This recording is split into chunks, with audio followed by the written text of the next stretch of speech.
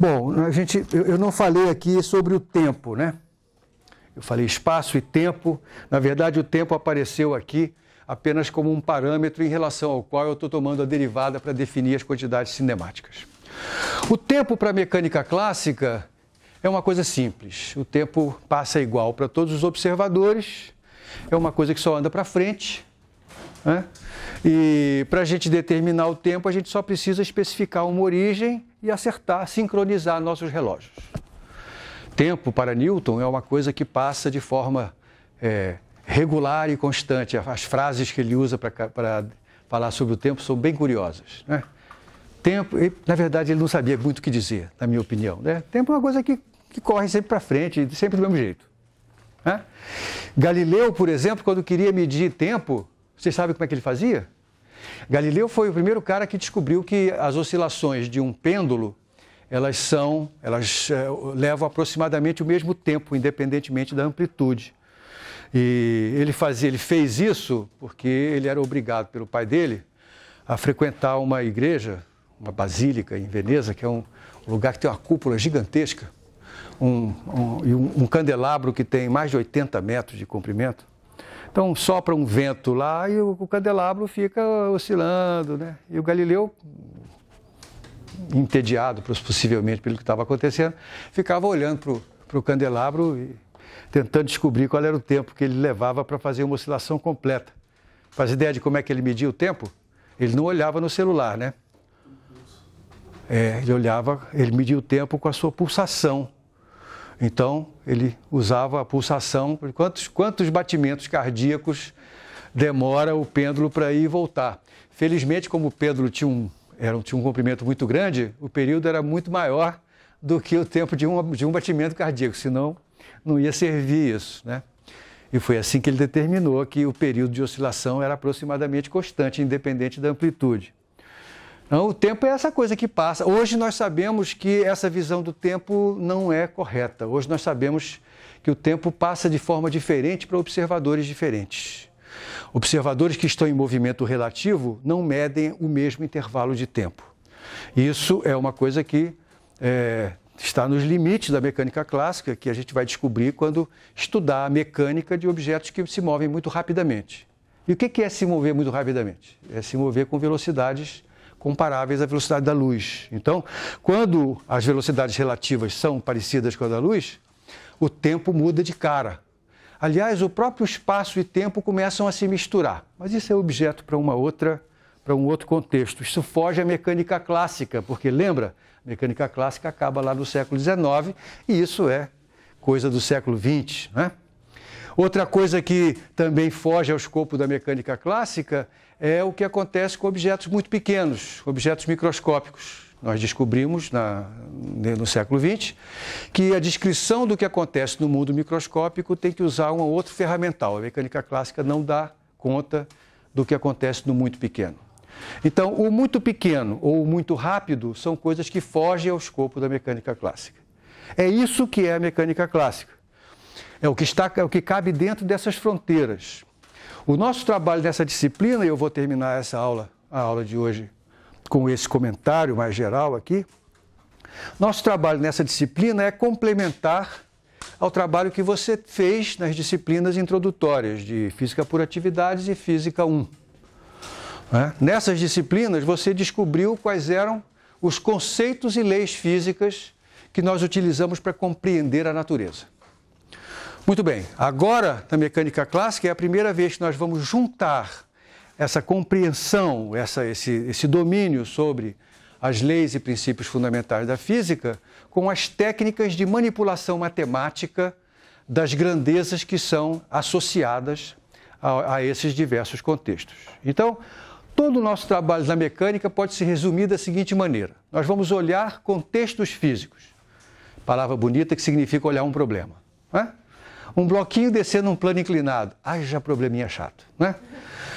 Então lá, temos um problema de física. O que a gente vai fazer? A gente vai olhar para ele e usar o ferramental da Física por Atividades, da Física 1, para montar o quadro físico desse problema. Qual é a física que está envolvida aqui? O que é isso? Significa, por exemplo, identificar que trata-se de um problema no qual eu preciso olhar para as forças que agem sobre o objeto.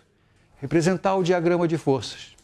Ou trata-se de um problema no qual está envolvida a conservação da energia, né? E aí eu localizo qual é o princípio físico que eu vou utilizar. Uma vez feito isso, nós vamos fazer a formulação matemática desse problema. Esse é o passo novo. Então, por exemplo, no caso onde eu identifiquei as forças agindo sobre o objeto, a segunda lei de Newton é o meu instrumento de relacionar essas forças com as quantidades que eu quero determinar, que em geral é a posição, o movimento, né? Como nós dissemos no início, queremos saber de que maneira as forças interferem nos movimentos.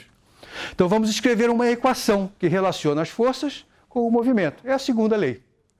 A segunda lei, ela diz para a gente que a força é a derivada, está associada à aceleração, que é a derivada da velocidade, que é a derivada segunda da posição.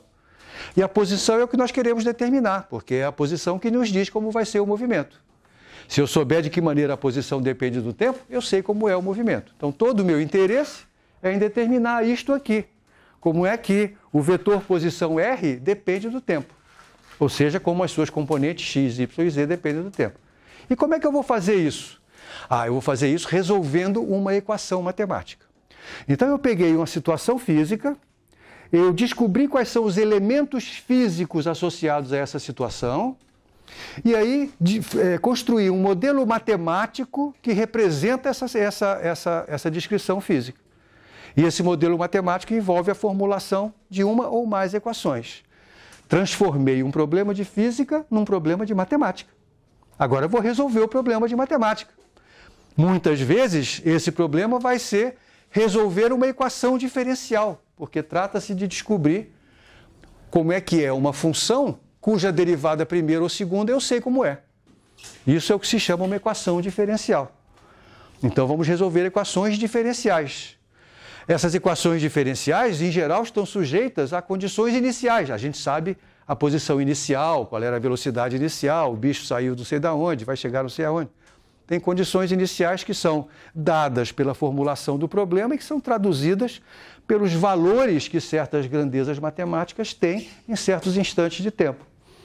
Uma vez resolvida a equação diferencial, a gente impõe as condições iniciais, a gente tem a solução matemática do problema. Então veja só, transformamos um problema de física num problema de matemática, mas não acabou aí, porque a matemática em si não tem graça. O que a gente quer é a física de volta.